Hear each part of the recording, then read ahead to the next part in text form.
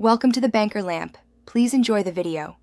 In this video, I will explain how to play Mac Miller's Diablo on piano. We will start by understanding the song's core. The main key is C minor, and the tempo is around 85 beats per minute. Focus on the foundational chord progression of C minor, G major, a flat major, and E flat major for the verse. Your left hand will establish the crucial bass line and rhythm. Now, let's move to your right hand, which will carry the main melody. This often follows the vocal line, so listen closely to the original track. You can add harmonic fills using chord inversions to create a fuller sound.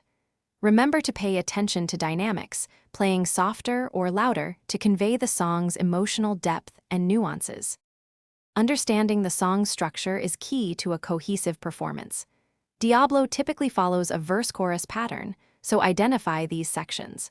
Practice transitioning smoothly between them, ensuring there are no abrupt stops or starts. Vary your playing intensity and dynamics to reflect the song's emotional arc, making your performance more engaging and authentic. To master Diablo, consistent practice is essential. Always begin slowly with a metronome to build accuracy and confidence.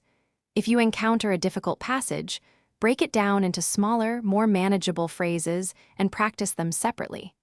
Finally, listen to Mac Miller's original track frequently to internalize the timing, feel, and stylistic nuances for a polished performance. Thanks for watching. If this was helpful, leave a like and consider subscribing. See you next time.